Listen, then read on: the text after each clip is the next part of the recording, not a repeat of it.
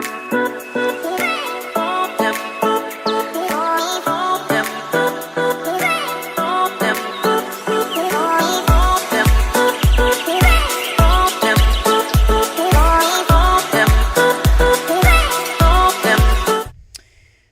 are we doing, everybody? Welcome back to the Young Fan Podcast. Welcome today to an England versus Czech Republic preview, as of course we go into the final Group D clash for both sides, and a very, very interesting one as well, because the winner of this game, of course, does actually top the group. In today's preview, we're going to split it into three different sections. We've got the Czech Republic chat, as you can see on the screen there.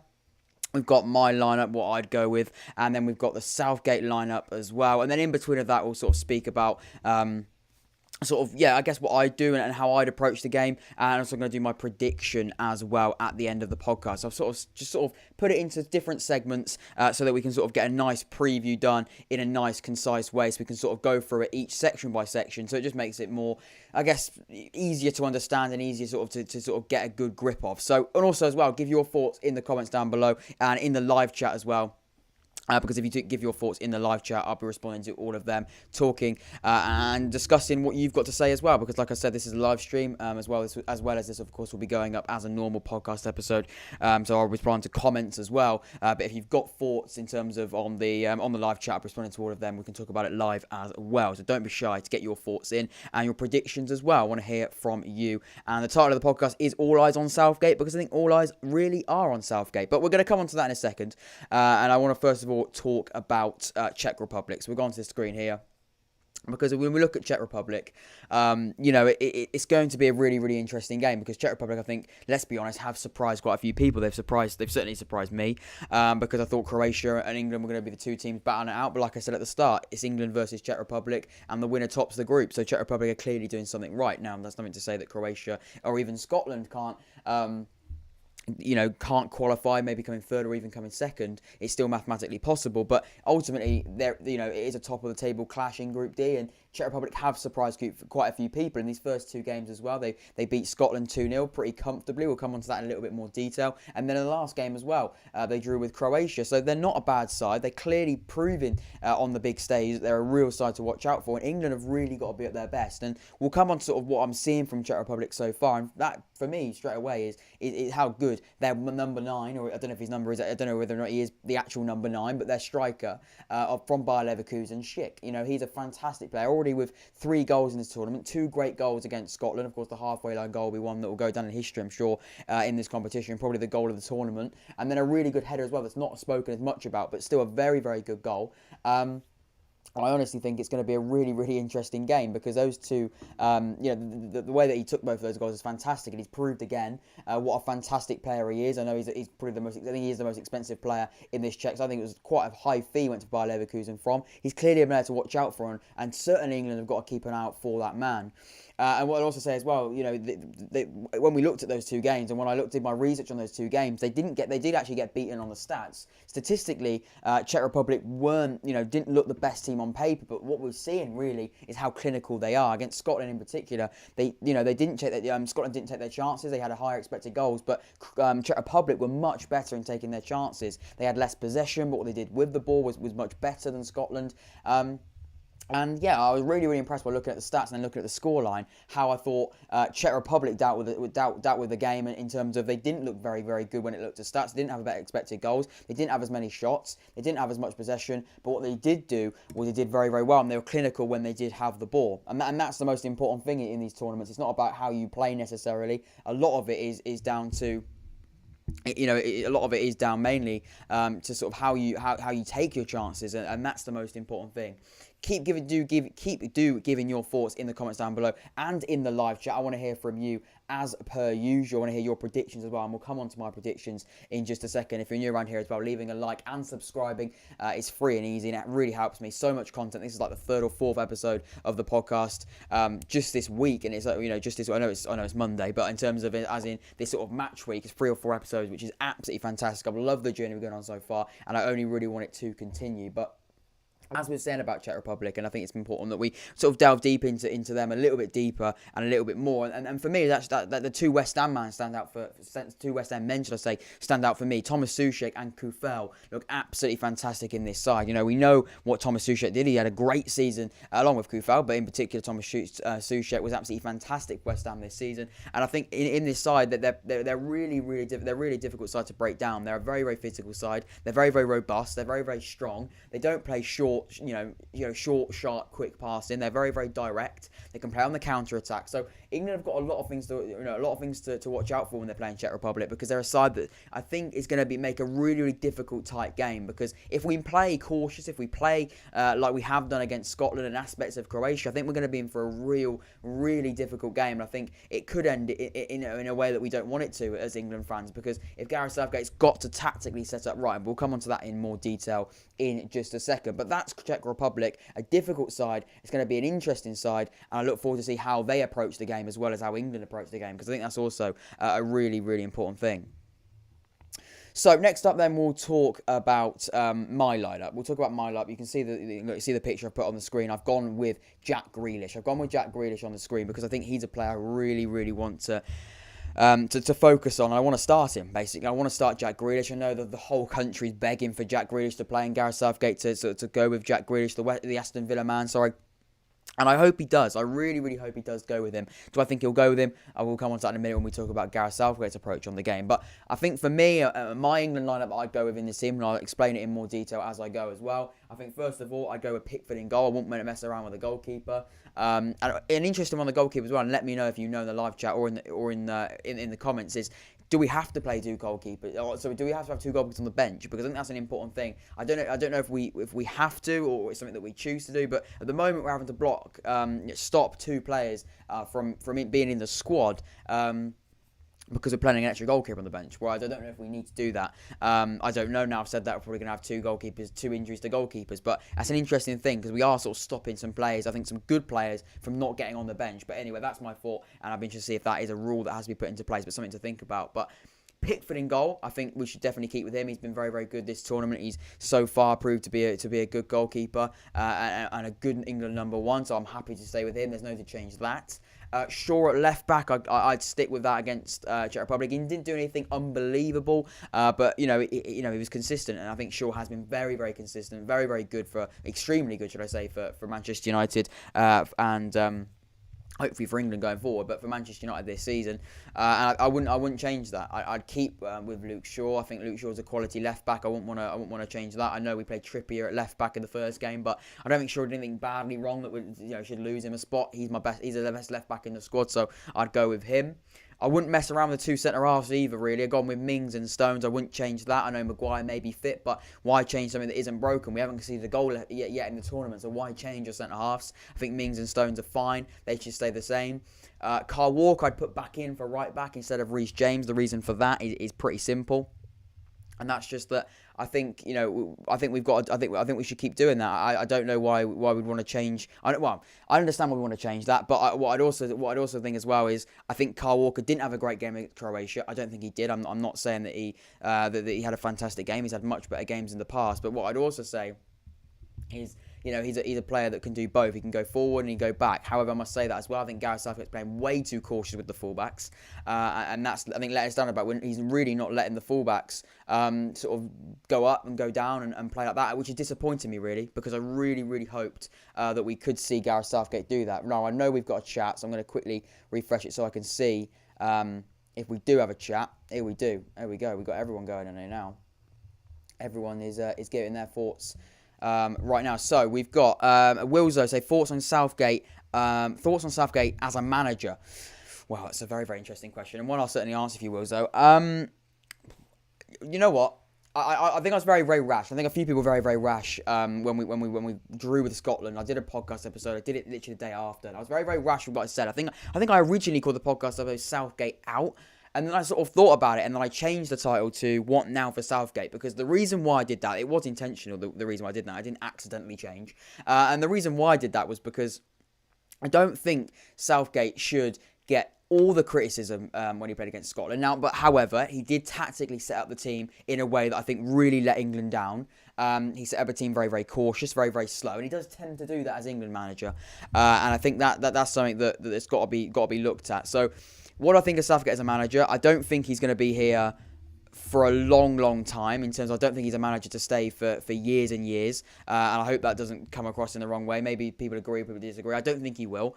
And I think what I'd also say about Southgate is if this isn't a successful tournament, now I don't really know what successful means, but if it isn't a successful tournament, Gareth Southgate will get the sack. So I don't think many people should. I don't think we should all get worried about it. I think if Gareth Southgate does not take us to a position where the majority of the country are happy, where that is, I don't know. That's up to the FA. He will lose his job.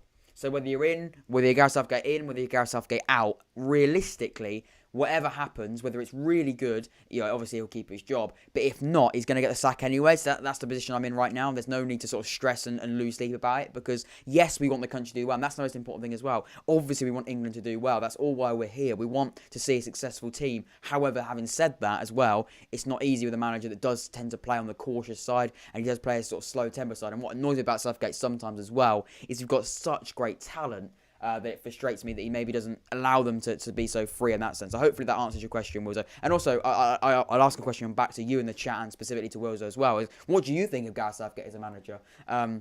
Because I think all eyes are on Southgate in this game. I've named the podcast episode. I think it's true. I think he's got a lot of pressure. I'll be interested to see what he goes with.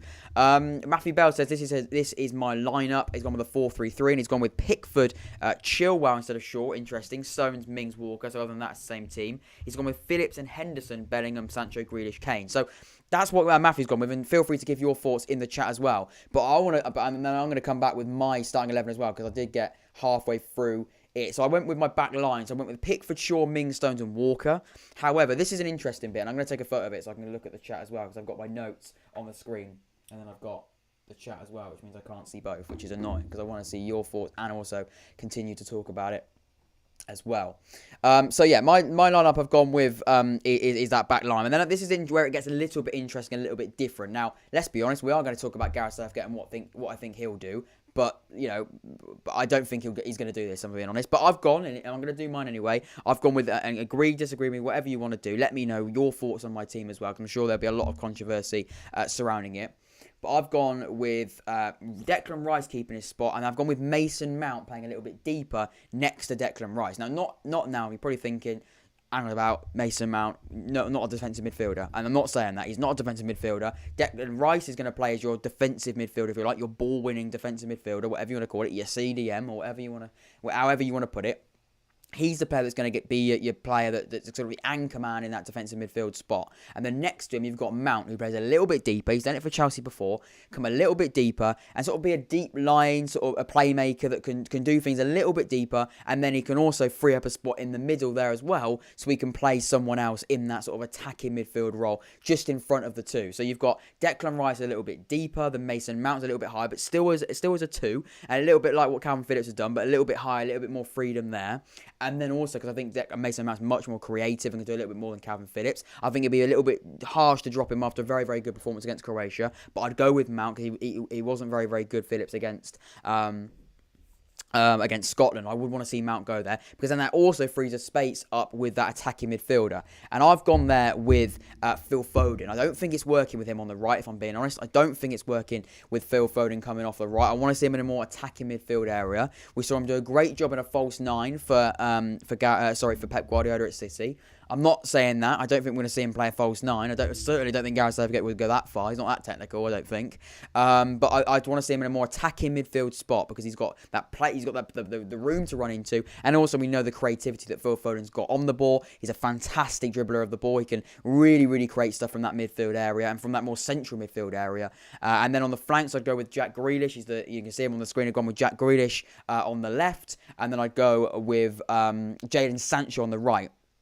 And then up front, I'd go with Harry Kane. I don't think he's going to drop Harry Kane. I don't think he's going to go with Jadon Sancho, to be honest with you. But I've put him there, because I think we've got to change it up. We've got to change it up. We've got to freshen the team up. It's clearly looking a little bit... It's looking a bit dull. It's looking a bit slow. It's looking a bit old. I know we've only played 2 games, but already I'm sort of feeling like it needs a freshening up. It needs something a little bit different. It needs a bit of a spark. It needs a lightening up a little bit. I think by making a few of these changes, I think we do that. Do I think Gareth Southgate will do that? We'll come on to that approach in a second. Wills says score predictions for England, Czech Republic. I'm going 0-0. Well, Wills has gone with exciting game there at 0-0. But I can understand what you mean. It's going to be a tight game. We've spoken about Czech Republic being quite a cautious, not a cautious side, but I mean England are going to play cautious, I'm sure, with Southgate playing his way. But I think they're a very, very difficult side, and I think it's going to be a very, very different way of approaching the game, because I think Czech Republic will play a style of football, very, very direct, and hit him on the break, and that's where England have got to watch out for them there. Now, sort of more details about sort of how I'd play that. I've spoken about it as well. Play with a high tempo from the start. I want to see that. I'm desperate to play a high tempo from the start. Against Scotland, we were slow with everything we did, not just with the tempo, with the passing, with the movement. We looked lacklustre. We looked slow. And from the get-go, we need a big early start from England. And hopefully, we can do that.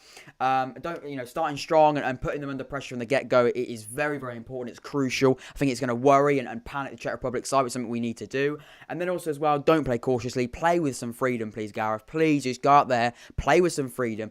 Please do it. Now, going on to Gareth Southgate's approach, I think he's going to stick with two holding midfielders, if I'm being honest with you. I don't think he's going to go with Mount and Declan Rice, because that's far too attacking for his liking, I think. And I don't mean that, it sounds like I'm being nasty, but I don't think he will. I think he's a manager that likes playing two holding midfielders. He likes the idea of two people holding that midfield, which is fair enough. It works, but it really does stop the attacking freedom and creativity we've got. But I think he's going to do it. I think he's going to go with Rice and Phillips again.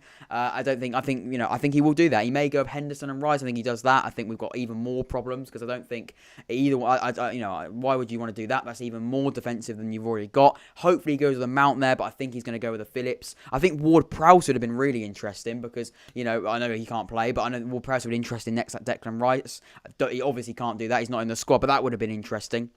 Will he start Grealish? If I'm being honest, I don't think he will. He might, because he's got so much pressure surrounding starting Jack Grealish and playing him for more than 20 minutes. Do I think he will do that? I don't know. I really couldn't say. Of course, we are predicting what I think he'll go with, but I can't see him starting Jack Grealish, if I'm being honest.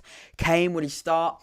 I mean, first of all, with Harry Kane, I think he will start. I think Gareth Southgate's come out and said he will start the game. But what I'd say as well about that is, if I'm being honest, is the fact that he's got to stop coming so deep. He's got to start something. He's playing like he does for Spurs. He's playing very, very deep, and he's trying to create things going forward. And that's worrying for me. That's really, really worrying. He doesn't have to do that in this England side.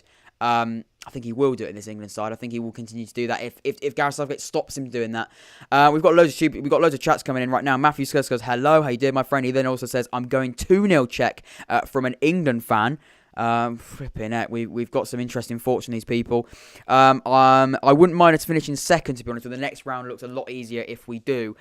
Matthew Skull says, very, very true. He then says, we don't want to play France next. I'm saying you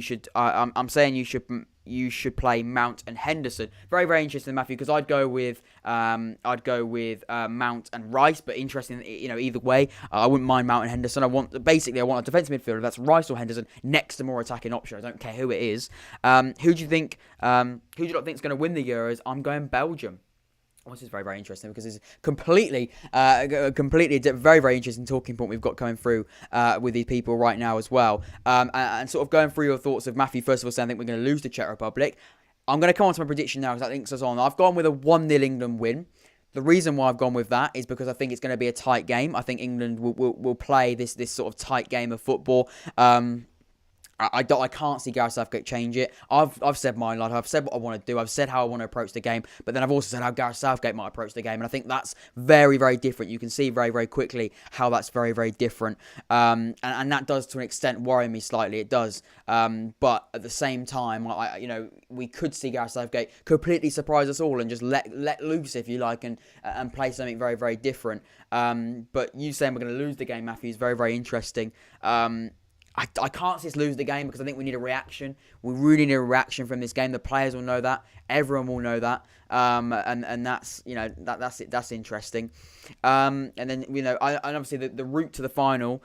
He says after a 0-0 after drawing 0-0 with Scotland, can we even talk about the route to the final? But the route to the final, if you're looking at it from a tournament map point of view, if we finish second, we do play an easier game in the next round, which is interesting. Do I think we should set up to do that? Absolutely not. Anyone that thinks that we should do that, you're playing a silly game.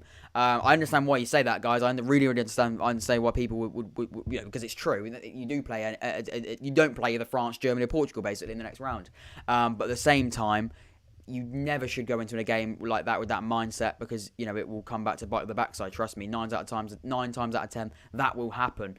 Matthew says, very true, we don't want to play France next. And then Wills thinks Belgium's going to win it. I was given the worst team for the Euros, North Macedonia. Yeah, that's interesting as well. Sweepstakes for the Euros, North Macedonia, never a good place. I'm pretty sure they still drawing with the Netherlands right now, completely irrelevant. But, as we're talking about it, I saw that they hit the post and they scored a disallowed goal, and they're now losing. So there you go. They're out of that competition pretty much. I think they're out of that competition before it even played as well.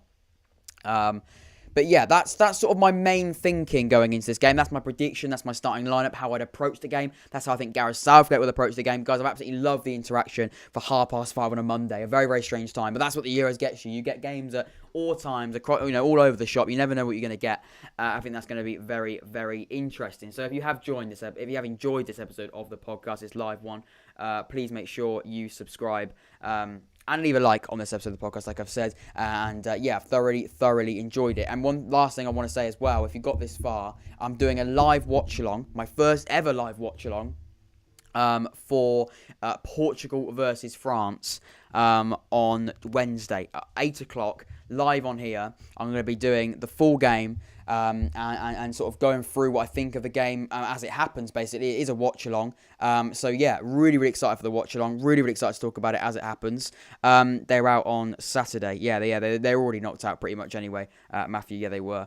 But yeah, I thought there you go. They were already out. So that's a bit of a shame. But anyway, I'm doing my live watch along. I'm doing a live watch along. For the game, France versus Portugal on Wednesday at 8 o'clock. Every single one of you, if you're new around here, please subscribe. Please leave a like, and subscribing as well really helps me out, because obviously as well it helps the podcast out, it helps grow the podcast, and also you will never miss an episode of the podcast as well, which is very, very important. And like I said as well, you don't want to miss the watch along, because it's going to be a good laugh. It's the first time I've done one of them as well. I'm going to probably start it about 10 to 8, and then obviously as the game goes through as well, we'll chat as it goes on. And yeah, thoroughly enjoyed it. I'm sure it will be a good laugh, so you don't want to miss out on that. But that, ladies and gentlemen, is my England versus Czech Republic preview. We've gone through pretty much everything as well. Matthew says, yeah, we've been waiting for one of these. Yeah, I know a lot of people have asked for a watch along for absolutely ages. Literally, since I started the live podcast, literally since Christmas, which is ages ago now. We're already in July, nearly July, sorry. Everyone's been asking for a watch along, and Matthew has been one of them that's always been asking pretty much since Christmas. So very, very excited for that. Live watch along for Portugal versus France. Get in here about 10 to 8 as the game goes on. Very, very excited for it. And yeah, look forward to seeing you all there. Ladies and gentlemen, take care. Have a good rest of your Monday. Have a good rest of your week. I'll see you tomorrow live as well. You don't want to mess about. Live as well. Straight after the England game tomorrow, discussing England versus Czech Republic. Straight after the game. I'll see you all there. But until next time, until tomorrow, take care. Have a good rest of your day. And I'll see you all later. Take care.